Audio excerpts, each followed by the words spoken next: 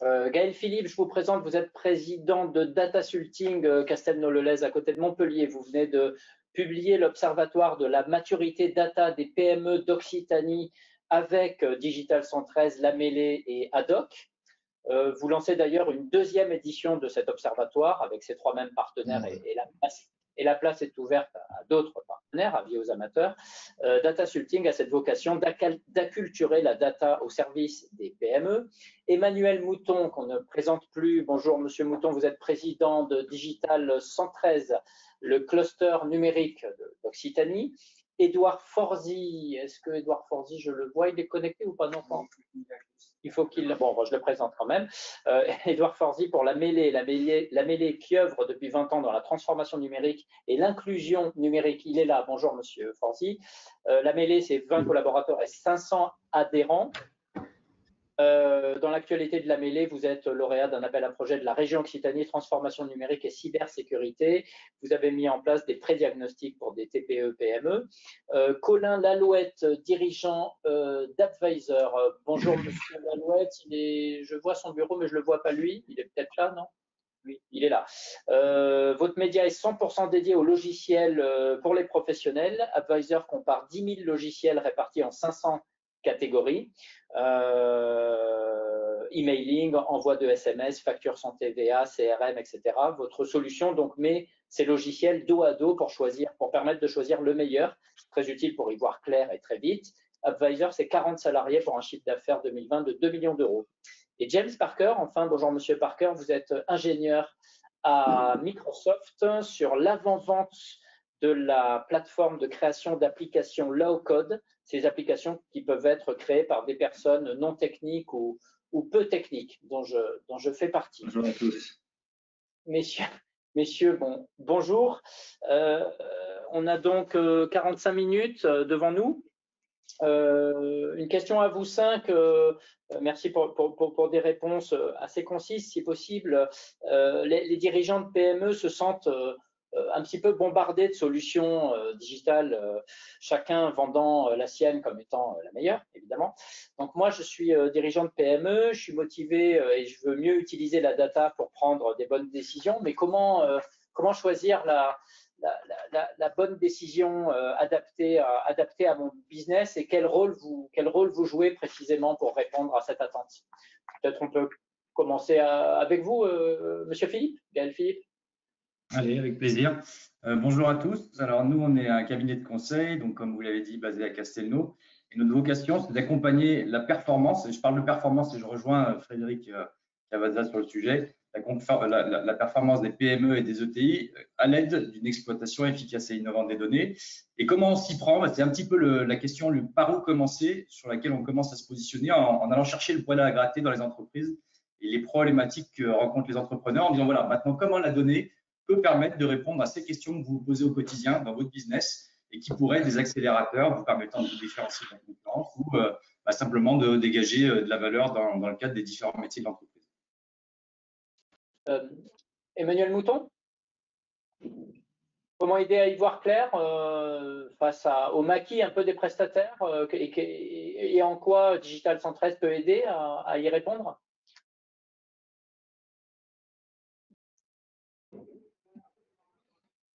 Ouais. On t'entend pas. Petit problème de son, peut-être activer votre… Je ne sais pas si votre micro est activé, Emmanuel.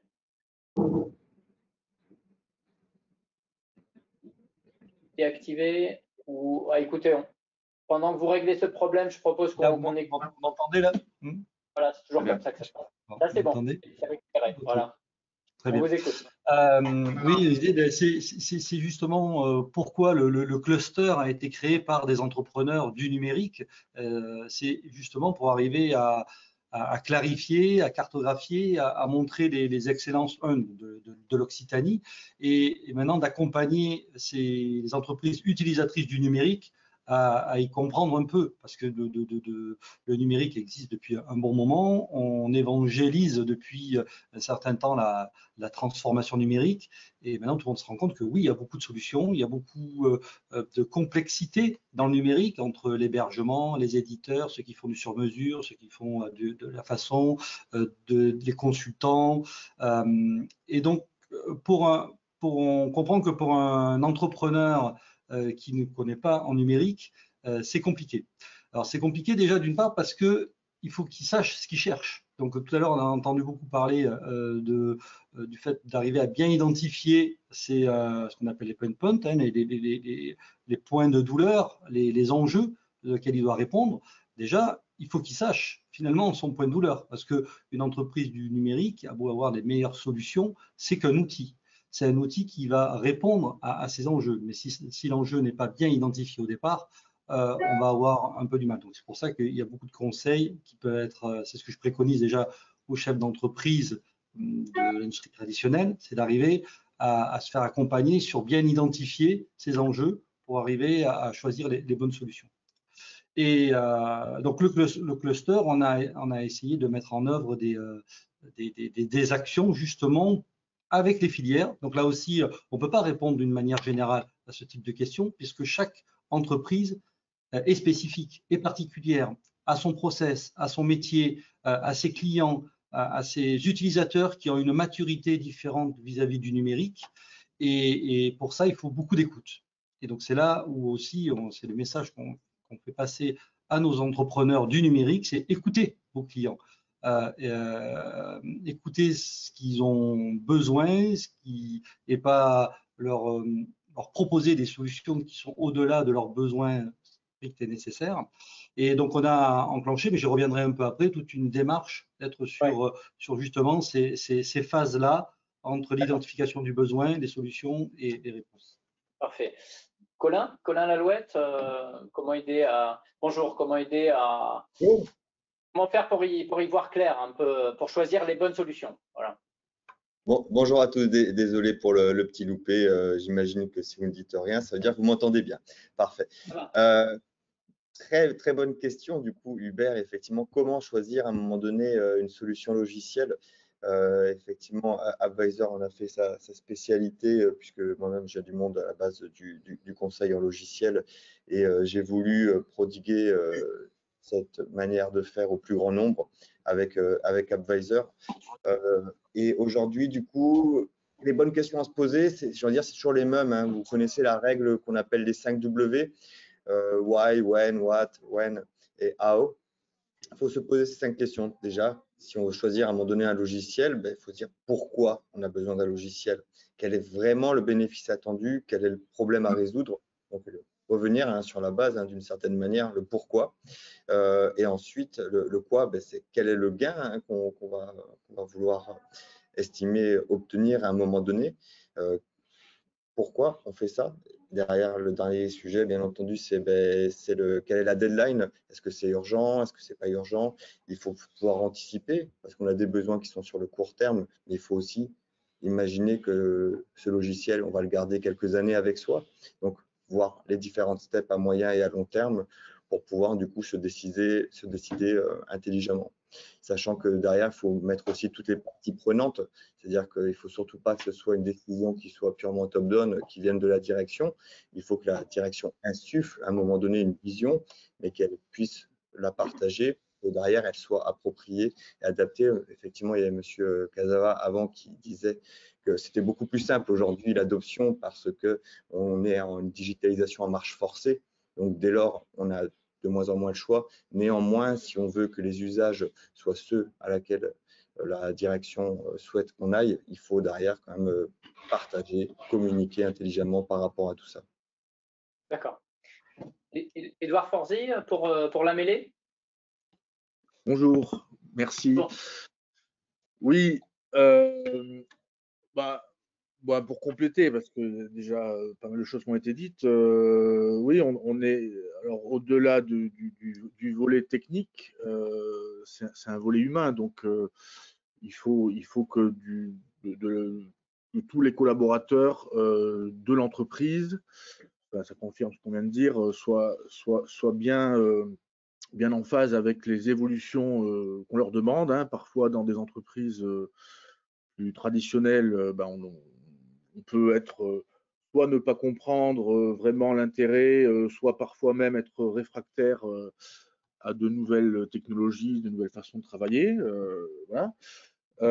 Donc, il y a tout un volet d'accompagnement, d'acculturation des équipes à mettre en place, voilà, avant même d'envisager mettre en place des outils technologiques qui sont nécessaires ensuite à développer l'entreprise. Donc, il faut que ça soit bien perçu je dirais, depuis le dirigeant de l'entreprise jusqu'à l'ensemble des collaborateurs. Alors, si c'est une TPE avec 2 personnes, on pourrait dire c'est plus facile. Ben non, parce que finalement, le boss, il est la tête nous on le voit pas mal avec les commerçants en ce moment, il est H24 la tête dans le guidon et la numérisation, c'est pas son sujet. Alors, ça le devient de plus en plus parce qu'il y a la marche forcée de ces derniers mois, mais ils n'y vont pas forcément en connaissance de cause et de gaieté de cœur. C'est pour ça qu'il faut un peu mettre en place des actions collectives, comme on le fait là, un peu avec nos organisations, Digital 113, la Mêlée, ou même des initiatives telles que celle de Gaël Philippe avec l'étude dont on reparlera, je pense. D'accord. Jen Parker, je ne vous oublie pas, on parlera de Microsoft dans quelques instants. Je vous propose d'enchaîner avec Emmanuel Mouton pour Digital 113 qui lance ce mois-ci un cycle Digital is Future, un programme visant à favoriser la transformation numérique des entreprises. Et vous commencez, je crois, par l'agri-agro hein, pour ce premier trimestre, ce premier cycle d'un trimestre. Et il y aura plusieurs filières qui vont être pas auditées, mais enfin qui vont être conviées à réfléchir sur leur transformation digitale en quelque sorte, hein, c'est ça? Exactement, c'est l'expérience que l'on a depuis des années sur cette transformation digitale, cette transformation numérique des entreprises. Et je vous rappelle, c'est un groupement de chefs d'entreprise, Digital 113. Donc, on a mis en commun finalement toute l'expérience qu'on pouvait avoir, comment aider les entreprises à se transformer. Et on a voulu monter un programme pour dire, il faut parler aux filières, il faut parler donc vraiment métier.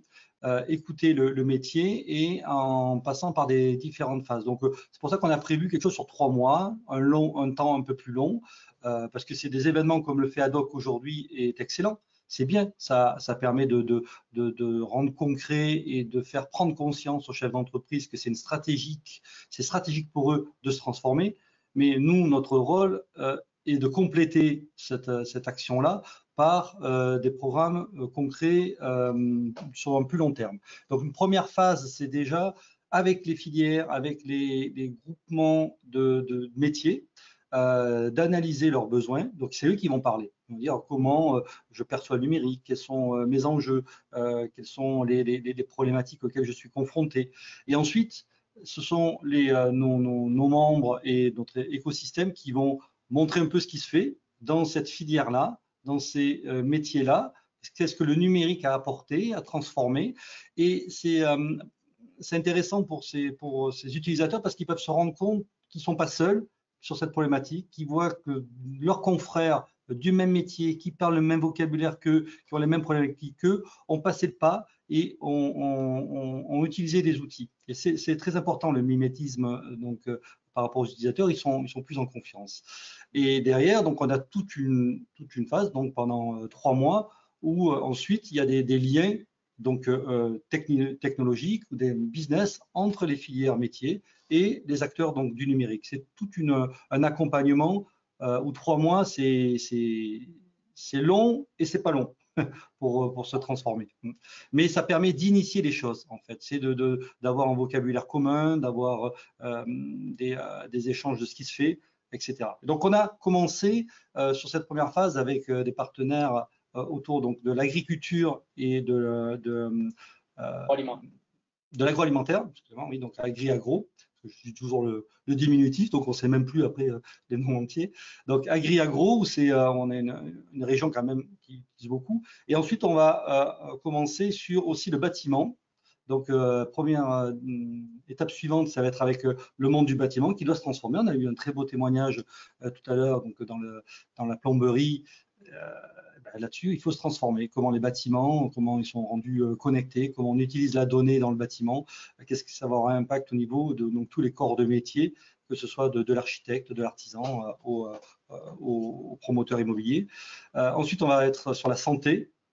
Et après, bon, on va enchaîner sur l'industrie, sur le transport, etc. Donc, chaque fois, on va mettre dans le temps. Donc, en plus, ça s'inscrit pendant 3 mois, mais on a mis toute une plateforme en place pour que tous les acteurs puissent se référer à ce qui s'est dit, revenir dessus, rencontrer les noms, les personnes pour pouvoir continuer dans la démarche et dans la synergie.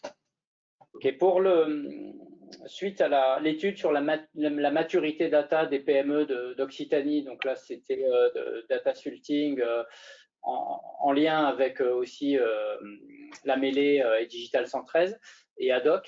En termes de prise de décision pour les dirigeantes de PME d'Occitanie, qu'est-ce qui manque encore ou quelles sont vos recommandations et quelles sont les priorités qui sont identifiées en 2021 par rapport à l'appropriation de la data?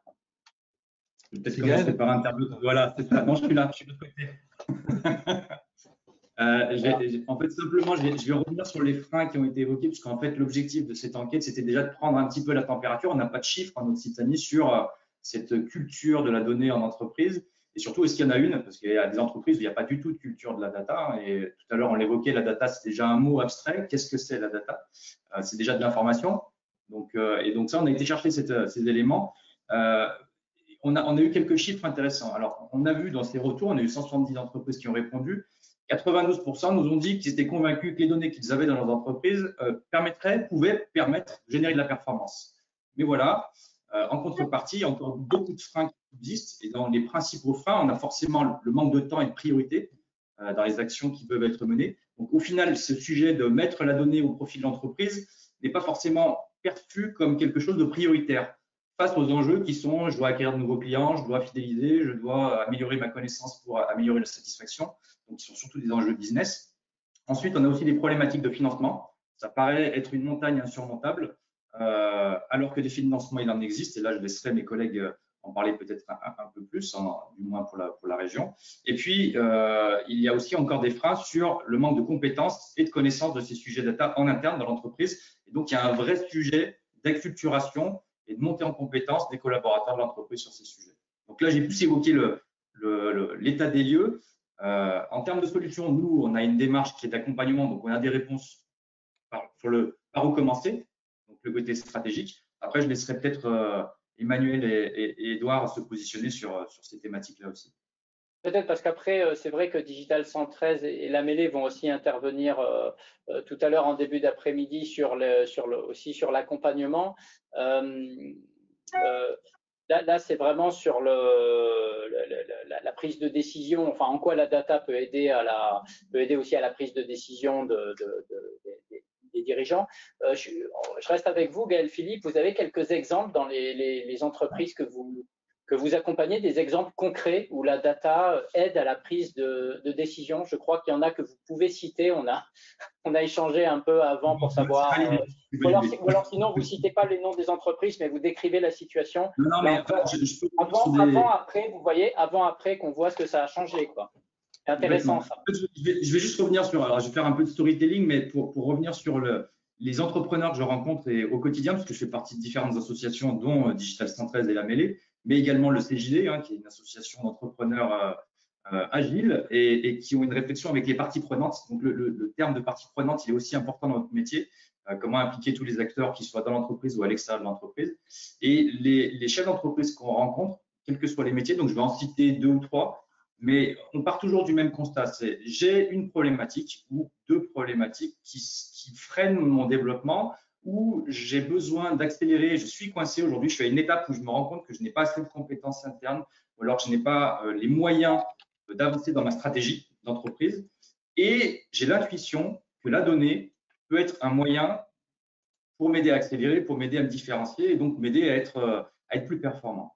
Et donc là, je vais vous donner simplement 2 ou 3 exemples. Donc, j'ai une société avec laquelle on travaille qui s'appelle Creavea. Alors, je ne sais pas pour ceux qui la connaissent. Creavea, c'est une société qui vend tout ce qui est art créatif. Donc, en gros, c'est le Cultura en ligne. Ils sont basés à Vendôme. C'est une société occitane, et je dirais même de Montpellier. Le chef d'entreprise, lui, il est confronté à des enjeux Alors, lui, le Covid a fortement accéléré son activité. Contrairement à d'autres activités. Le problème, c'est qu'aujourd'hui, il se retrouve dans une dynamique où il va falloir qu'il soit très agile, qu'il arrive à anticiper sa production, qu'il arrive à prendre des décisions de manière beaucoup plus efficace. Et aujourd'hui, il a bien conscience que pour pouvoir le faire, la donnée est essentielle. Donc lui, il a décidé de faire appel à nous pour faire ce fameux audit dont exprimait Frédéric Cavada. Alors nous, on appelle ça diagnostic data. Alors peut-être qu'il n'est pas bien de mettre la data dans les termes, mais on est là aussi pour vulgariser par la suite. Donc, l'idée, c'est de l'accompagner sur ces thématiques-là et de l'aider à la fois à mettre la data au service de son business, au service de la connaissance de ses clients et mettre en place les premières briques, donc vraiment d'y aller en méthode agile, step by step, pour l'aider à générer de la performance. Donc, aujourd'hui, on en est aux premières étapes, on n'a pas encore les résultats, mais on sait que derrière, concrètement, c'est aller chercher de la marge et du chiffre d'affaires supplémentaire. Pour un assureur aussi. Pour un assureur, vous pouvez l'aider à anticiper les appels sur les plateformes téléphoniques par la data et du coup, ça l'aide à dimensionner ses équipes. Quoi, voilà. Exactement. En fait, le constat de l'assureur, les assureurs ont tous les mêmes contraintes, entre guillemets. Ils ont des appels d'assurés qui ont des accidents. Et donc, cet assureur-là nous a sollicité pour améliorer sa prédiction des appels téléphoniques en intégrant des données météorologiques, des données de trafic, des données, enfin voilà, tout ce qui va impacter l'accidentologie des véhicules. Pourquoi? Parce que lui, il a 2 enjeux majeurs dans son activité. C'est d'apporter la satisfaction client. Je ne dois pas attendre au téléphone quand j'appelle, parce que sinon, je ne suis pas content et je vais aller sur LinkedIn ou sur Facebook pour dire que je ne suis pas content et que je n'aime pas du tout cette marque. Et deuxième chose, il faut quand même que j'optimise mes équipes. Je ne peux pas mettre 150 personnes tous les jours, donc il faut que j'adapte mon staff en fonction du nombre d'appels téléphoniques que je peux probablement avoir le lendemain, le surlendemain, etc. Donc, nous, notre travail a été d'améliorer le niveau de précision. Donc là, on est sur des taux à 92-93% de taux de précision des appels qui doivent arriver sur la plateforme téléphonique. D'accord. Et ça peut aussi aider la data on ne va pas citer le nom parce que je crois que ce n'est pas possible, mais de gérer des phases de ralentissement d'activité et cette appropriation de la data. Je finis ma question là. C'est compliqué. La data, cette thématique ne s'adresse pas qu'aux entreprises en croissance. Ça peut aussi être dans des entreprises qui sont en ralentissement d'activité et qui peuvent permettre aussi d'élaborer des nouveaux modèles économiques. Complètement. Donc, je suis désolé, je me suis un peu précipité, mais j'anticipais la question.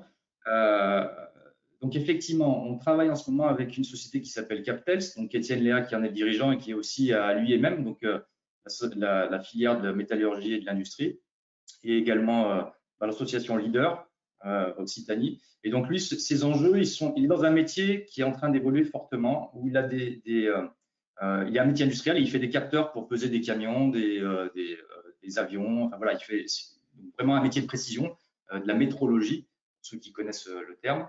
Et son enjeu est de dire, voilà, maintenant j'ai des Chinois qui arrivent et qui vendent du matériel très peu cher. Donc lui, il vend potentiellement à des viticulteurs ou des agriculteurs des systèmes de pesée, des tracteurs, des camions. Et en face, il va se retrouver avec des gens qui vont continuer à vendre du matériel, mais qui va venir de Chine et qui va donc être 2 fois moins cher que lui. Et il a aussi de nouveaux entrants qui sont là, des startups, qui arrivent en disant non, mais nous, on ne vous vend plus de matériel, on vous vend une offre, un service en mode, ce qu'on appelle en mode SaaS, c'est-à-dire qu'on ne vous vend que de l'accès à du service et à de la donnée. Le reste, on ne s'en préoccupe pas et le matériel, ce n'est pas notre force. Nous, on vous vend cette partie-là. Donc, lui, sa réflexion actuelle est de dire comment je fais pour changer mon modèle économique à l'aide du digital, de la donnée, sachant que moi, je suis un industriel. D'accord. OK. James Parker, bonjour, je ne vous avais pas oublié. Pour Microsoft, on peut penser que les outils de Microsoft s'adressent à des grands groupes et pas forcément à des PME régionales, comme en Occitanie. C'est pas le cas. Vous avez des outils qui sont adaptés aux PME. Vous pouvez sans faire forcément toute la promotion de l'offre de Microsoft, mais dire que vous avez des solutions adaptées. Oui, non, absolument. Donc, je pense que la mission chez Microsoft, c'est assez simple, c'est de permettre à chaque organisation et chaque individu de faire plus avec la journée, quelle que soit la taille de l'organisation, des CAC 40 jusqu'au TPE, jusqu'à l'individu ou l'entrepreneur individuel. Et un cas qui peut être intéressant pour vous rassurer que c'est démocratiser cette technologie, c'est, par exemple, cette semaine, on a fait l'annonce avec Airbus de deux projets emblématiques chez Airbus. Un premier qui est pour les chatbots pour permettre à des pilotes en entraînement de parcourir avec leur voix les 6000 pages des guides de vol des appareils Airbus. Et puis un autre projet, par exemple, qui utilise la détection d'anomalies sur le programme A330. Ces deux services s'appellent des services cognitifs, qui sont des services auto-entraînés avec la recherche de Microsoft, et ils peuvent être utilisés par n'importe quelle entreprise et pas forcément que des Airbus. Donc, quand vous avez par exemple des services d'intelligence artificielle comme le speech to text ou la reconnaissance de voix, si vous utilisez aujourd'hui PowerPoint et vous êtes patron de PME et vous faites une présentation dans la langue française et vous voulez une traduction simultanée en chinois, vous avez accès à ça, peu importe votre version de PowerPoint. Donc, nous, notre rôle, c'est effectivement, on met à disposition des services du cloud afin de pouvoir les démocratiser accès à l'ensemble des organisations, quelle que soit la taille. Et si on prend un autre, c'est un grand PME français, Coyote, c'est 400 personnes, mais Coyote, par exemple, il gère 5 milliards de points de données pour optimiser toutes les trajectoires, en fait, des conducteurs de logistique. Et puis, depuis le Covid, il y a aussi pas mal de problématiques de bouchons à gérer. Bah, Coyote, ils n'ont pas forcément les capacités d'acheter plein de serveurs qu'ils mettent chez eux. Et donc, ils ont accès à les mêmes services avec une entreprise de 400 employés qu'une entreprise avec 150 000. C'est les mêmes services démocratisés dans le cloud qui peuvent être utilisés par des PME. Donc, c'est pour toute taille d'entreprise et pour toute typologie de projet. Et pour une autre approche de la donnée aussi, puisqu'on passe d'un mode statique de pilotage des données à une logique d'utilisation des données pour prédire ce qui va se passer, quoi. On bascule totalement, en fait, là, quelque part. Oui, c'est exactement ça. C'est que au lieu de faire du réactif, on fait du prédictif. C'est un peu la logique d'Airbus avec la gestion et puis la détection d'anomalies. Ces entraînements qu'on fait sur des données depuis des années en recherche et développement chez Microsoft, on peut le mettre aussi à disposition d'un PME qui a une ligne de production qui doit, par exemple, déclencher des alertes quand il pense, quand la machine fait des signes ou des patterns de panne potentielle qui pourraient arrêter la production.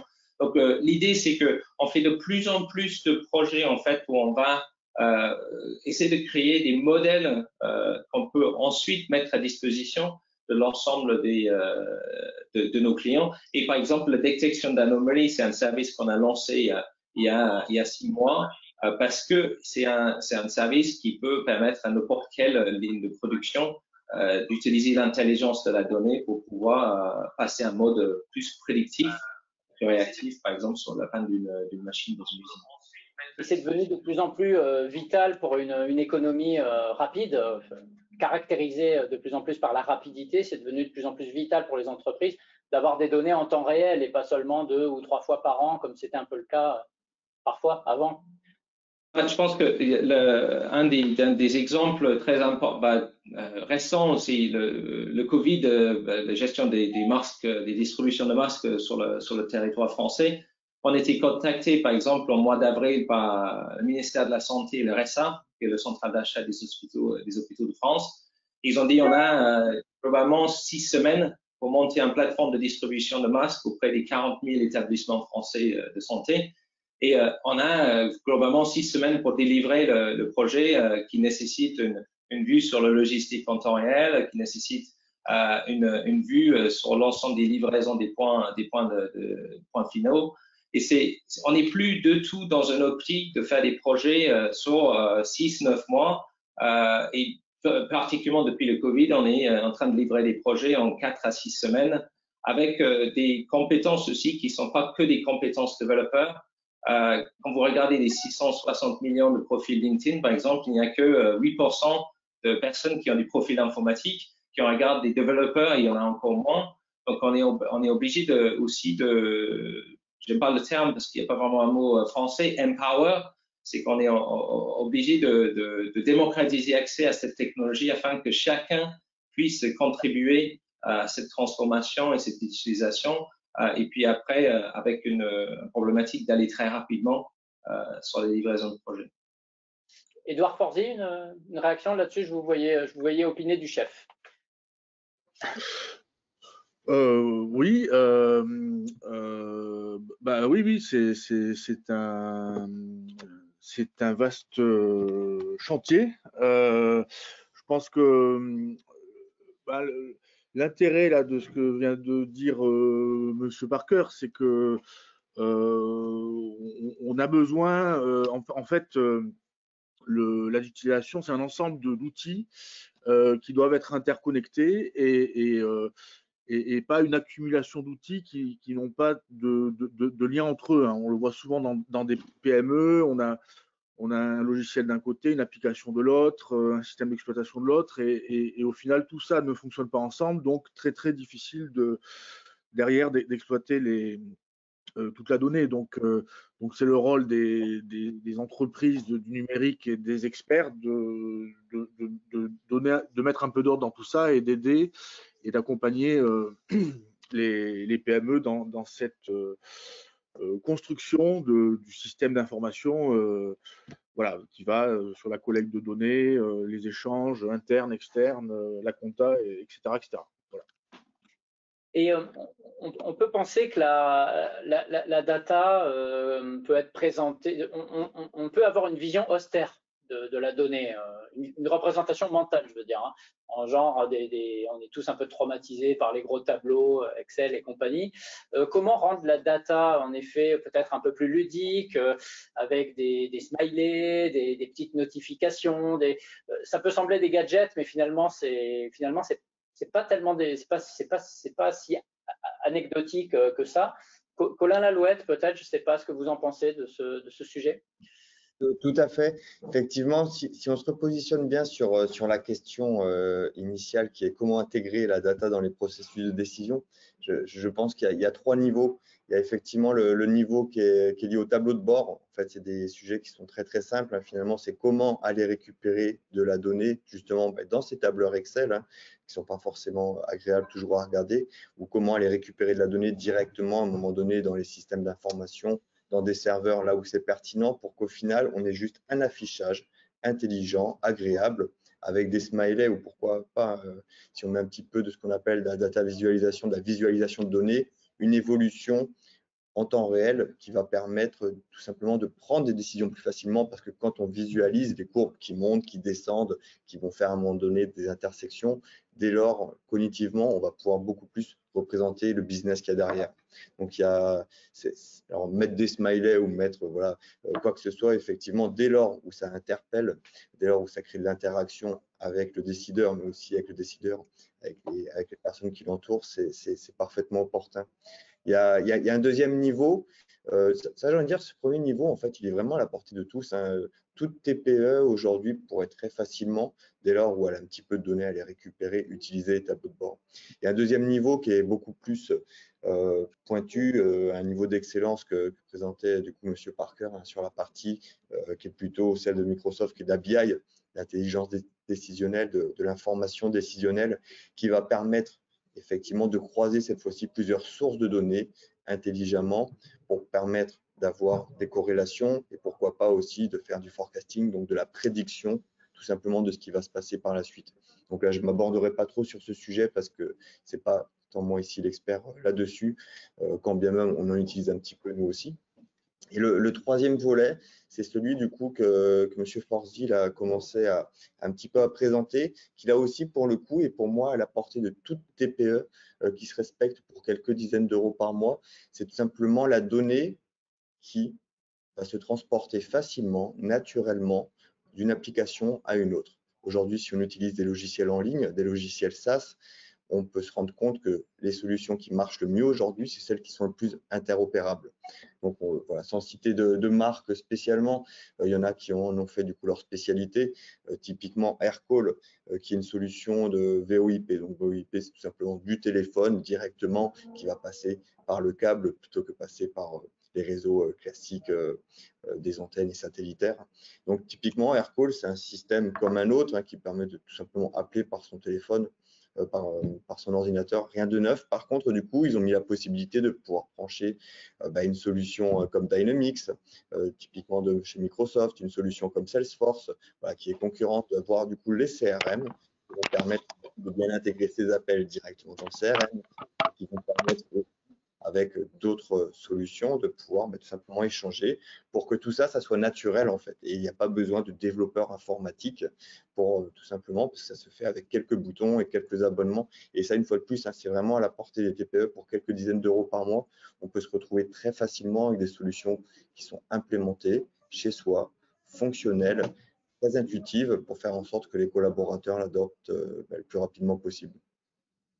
Et Appvisor, je rappelle, qui s'adresse surtout aux PME. D'ailleurs, je crois, vous ne travaillez pas que pour des grands groupes. Non, non, effectivement. Alors, le site web Appvisor, aujourd'hui, globalement, on a 1 million de visiteurs mensuels qui viennent sur notre site pour se renseigner sur des problématiques très simples, comment faire une facture sans TVA. Et du coup, on va présenter derrière qu'effectivement, on peut faire des factures sans TVA sous certaines conditions et que dès lors, il y a des logiciels pour le présenter. Donc, vous imaginez bien que quelqu'un qui s'intéresse à une facture sans TVA, c'est typiquement un auto-entrepreneur ou quelqu'un qui va faire de l'export avec les possibilités des numéros intracommunautaires. Donc, tout ça pour dire que globalement, aujourd'hui, oui, on a 65% du trafic sur Appvisor, c'est les TPE et PME, puisque c'est elles qui se digitalisent, c'est elles qui sont le plus à la recherche de solutions, parce que c'est elles aussi, malheureusement, qui ont le plus grand gap à franchir. Là, on parlait d'Airbus. Effectivement, moi, je suis un ancien de chez Airbus. Voilà, et ça fait quelques années qu'ils ont mis des solutions lourdes, puissantes, comme du SAP, comme du Microsoft, etc. Ils ont toujours des nouveaux projets. Voilà encore un de plus qui était assez excitant et intéressant, le chatbot qui va permettre directement de pouvoir parcourir directement le manuel de vol. Mais par contre, les TPE, elles en sont à des niveaux très, très basiques. Comment je fais des factures en ligne, comment je fais des relances en ligne, comment j'ai mon carnet de commandes sur lequel je vais avoir des informations disponibles. Voilà, donc c'est elles qui ont le plus de besoins. Et aujourd'hui, globalement, c'est là aussi pour les éditeurs de logiciels qui a les plus grandes sources d'acquisition de marché parce qu'il y a encore beaucoup à faire. En termes de digitalisation, globalement, de toute façon, avec ce qui est en train de se passer, on sait très bien que c'est les sociétés qui sont pas digitalisées, qui ne prennent pas le pas, qui vont disparaître en première, comme ça a toujours été le cas de toute façon. Je crois que bien avant le Covid, de toute façon, plus de 65% des entreprises qui faisaient des défaillances n'avaient pas de site web.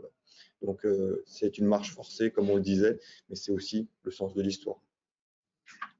Merci Colin. Édouard et Emmanuel, peut-être un mot sur l'utilisation de la data donc pour les managers pour prendre des décisions. Vous qui avez une vision panoramique des PME de la région, à la mêlée, à Digital 113, un message que vous enverriez aux PME pour davantage utiliser la data en 2021, quels efforts sont à faire et en quoi c'est devenu indispensable? Alors, excusez-moi pour l'interruption, parce qu'avant tout, pour avoir de la data, il faut avoir du réseau, et le réseau n'était pas bon chez moi. Donc, la connectivité est importante. On voit que le numérique ne peut rien sans connectivité.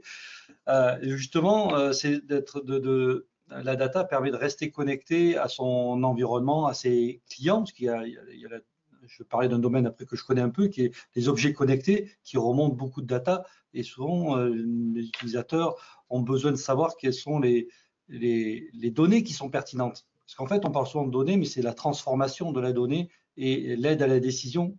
C'est comment on transforme la donnée en information, cette information en prise de décision. Donc, le chef d'entreprise doit savoir, c'est pas que la donnée brute qu'il cherche, c'est quelle information j'ai besoin pour prendre ma décision.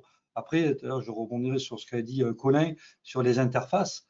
Oui, alors nous, on a des clients qui ont simplement besoin de boules rouges, de boules vertes.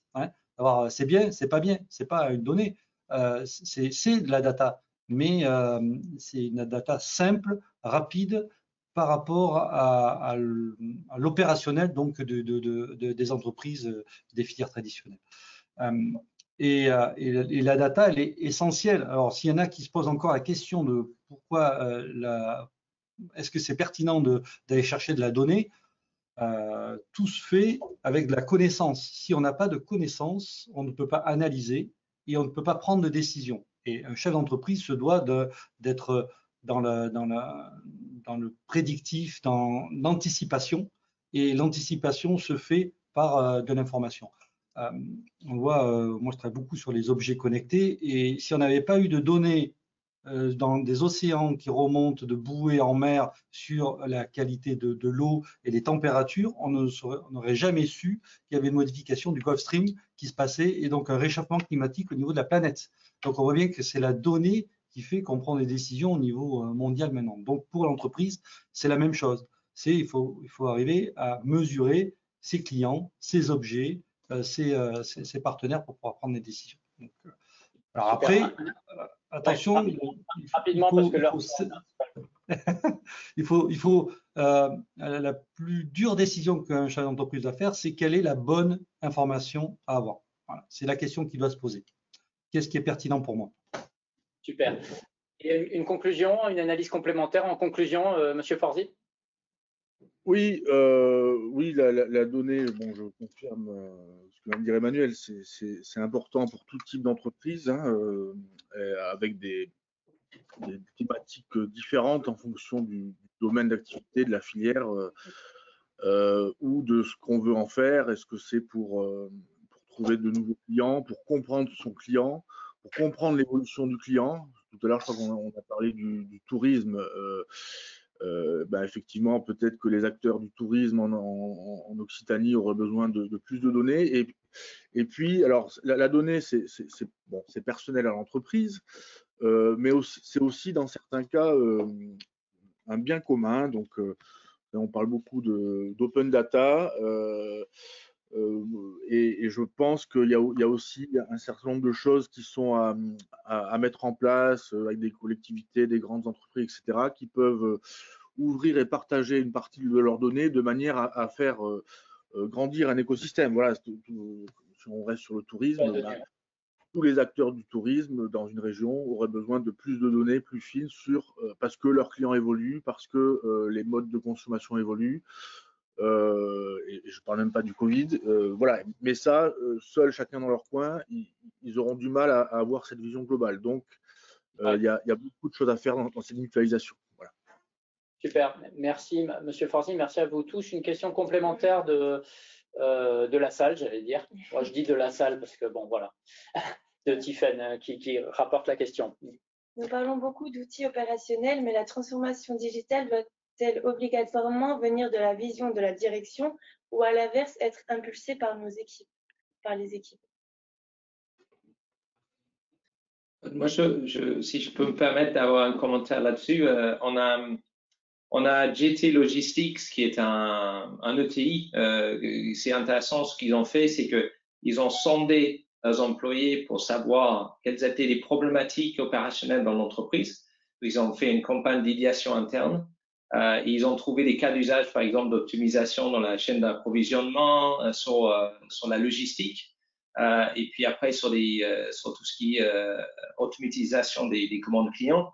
Et en fait, c'était les employés eux-mêmes qui avaient porté les projets jusqu'à un aboutissement en mode ce qu'on appelle un hackathon, où on en fait beaucoup de hackathons, et c'était forcément une émulation du haut. On insuffle le fait que tout le monde peut innover, mais après, les personnes sur le terrain, c'est eux souvent qui savent où sont potentiellement des évolutions qui peuvent être portées pour l'efficacité opérationnelle. Et en fait, on a de plus en plus, en tout cas chez Microsoft, on observe beaucoup de mode top-down vision et puis après bottom-up et style hackathon, parce que n'importe qui dans l'organisation peut innover et puis aussi peut être un développeur, ce qu'on appelle un citizen developer, pour pouvoir insuffler cette utilisation. Donc, petit témoignage d'un client français qui était allé dans ce sens. Quelqu'un d'autre veut répondre à la question ou on passe à l'autre rapidement? Je peux peut-être partager un retour d'expérience. En fait, on a souvent des clients qui ne sont pas forcément les dirigeants d'entreprise, et qui nous demandent comment vendre des projets data à leur propre direction. Et donc, il y a souvent ces enjeux de comment j'apporte le sujet du bénéfice pour mon propre top management. Et souvent, dans les métiers du bâtiment, on évoquait certains métiers qui sont peut-être plus durs à bouger parce qu'il y a un historique traditionnel sur lequel on s'est toujours reposé et du coup, se remettre en question est déjà un sujet. Nécessite d'avoir aussi pour les employés une démarche qui permette de vendre les projets au top management, mais ça implique aussi, malgré tout, et à un moment, on retrouve les freins de la vision du top management. Si le top management n'a pas de vision, entre guillemets, ou ne sait pas où il veut aller et du coup, si la donnée peut vraiment être au service, ça reste compliqué. Donc, c'est vraiment ce côté, comment apporter de la méthode, comment prouver les bénéfices d'injecter de la data dans le business de l'entreprise. Une dernière question avant de conclure la matinée. En tant que manager, ça ne me gêne pas de changer de posture, mais cela peut être source de stress pour certains salariés qui n'aiment pas ou n'acceptent pas le changement. Que préconisez-vous comme attitude avec ces personnes? L'aide au changement, c'est l'enjeu principal, hein, donc de l'accompagnement de la transformation numérique. Et en fait, rapidement, je laisserai les autres. Il faut les impliquer le plus tôt possible dans la démarche. Plus on implique tôt les utilisateurs, plus ils se l'approprient, plus ils sont en confiance, plus ils comprennent le pourquoi c'est fait et dans quel intérêt, et plus ils vont être sponsors. Donc, si on les met tout de suite à la fin du processus, on dit c'est maintenant que tu utilises ça, là il va y avoir un rejet. Donc la notion de confiance à l'utilisateur, elle est en les impliquant le plus tôt possible dans le process. Merci Emmanuel. Effectivement, de mon point de vue, les deux questions sont exactement les mêmes hein, au final. Il faut que la vision soit portée par la direction, mais qu'ensuite, que ce soit les métiers, que ce soit le terrain, qui va du coup porte cette vision en des questions et des solutions qui sont opérationnelles, qui doivent ensuite du coup merger, fusionner entre le haut et le bas. Et effectivement, plus cette vision est passée en avance, plus ça permet aux utilisateurs, aux collaborateurs de se l'approprier pour ensuite que les choix les plus opportuns soient faits ensemble. Edouard Fordy. Ouais. Oui, il faut vraiment, merci, il faut vraiment que ça, je confirme et j'ajoute, il faut vraiment infuser ça dans l'entreprise. Alors, quand c'est une petite entreprise, bah voilà, oui, il faut obligatoirement que le dirigeant soit convaincu et qu'il arrive. Donc là, il y a peut-être un petit peu d'accompagnement si nécessaire à embarquer ce collaborateur là-dedans. Dans des entreprises un peu plus grandes, c'est plus compliqué parce que on ne sait pas ce que tout le monde a en tête et on ne peut pas obliger les gens à s'approprier des outils. Donc, il y a des accompagnements qui existent aujourd'hui. Hein, on appelle ça souvent de l'open innovation, et donc de l'accompagnement au changement, où là, il faut vraiment aller auprès des équipes et les faire vraiment, pas juste les informer, c'est la base, mais surtout les faire participer au projet de manière collaborative. Donc, nous, on travaille beaucoup là-dessus avec pas mal d'entreprises de TI ou autres. Et donc, on est dans ces démarches d'open innovation pour les aider au-delà des outils, à comprendre le sens de ce changement et surtout à ce qu'ils s'approprient eux-mêmes et en comprennent l'intérêt pour l'entreprise, mais aussi à titre personnel. Messieurs, merci pour vos témoignages respectifs. Désolé de vous avoir un peu bousculé, mais l'heure tourne et le timing était un peu court, mais c'était très intéressant et on vous souhaite une bonne fin de semaine et de bonnes fêtes de fin d'année. Merci beaucoup et à très bientôt. Merci à tous.